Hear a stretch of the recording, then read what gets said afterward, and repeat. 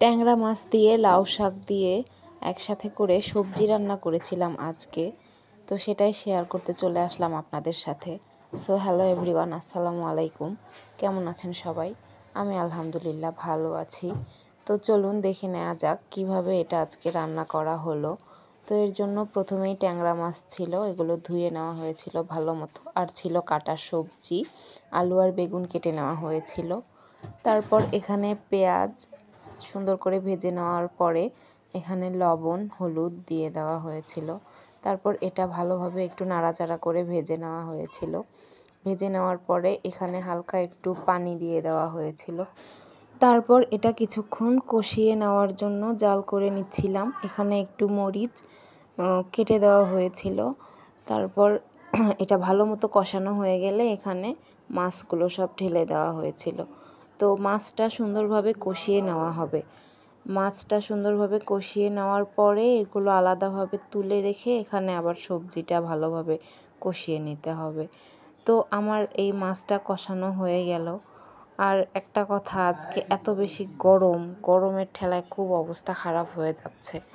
অতিরিক্ত গরম, এই গরমের কোনো শেষ নেই।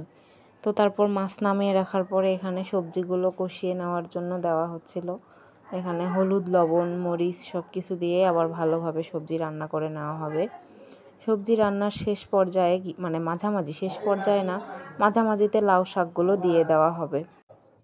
এই পর্যায়ে এগুলো নাড়াচাড়া করা বেশ কষ্টসাধ্য হয়ে যাবে, যার কারণে এটা আপাতত ঢেকে দেওয়া হলো। তো কিছুক্ষণ ঢাকার পরে এটা হালকা হালকা সেদ্ধ হয়ে যাবে। সেদ্ধ হওয়ার পরে এটা ভালোভাবে নাড়াচাড়া করে মিশিয়ে নিতে হবে। এই পর্যায়ে একটু ভালোভাবে মিশিয়ে নিতে হবে, ভালোভাবে ছাড়ায় ছাড়ায় দিতে হবে শাকগুলো। তারপর আবার একবার ঢেকে দিয়ে জাল করে নিলে শাকগুলো সিদ্ধ হয়ে যাবে। এগুলো সিদ্ধ হয়ে যাওয়ার পরে শেষ পর্যায়ে তুলে রাখা মাছগুলো দিয়ে দিতে হবে। মাছগুলো দিয়ে একটু জাল করে নিয়ে একদম শেষ মুহূর্তে জিরার গুঁড়া ছিটিয়ে দিয়ে কিছুক্ষণ জাল করে নিয়ে এটা নামিয়ে ফেলা হবে।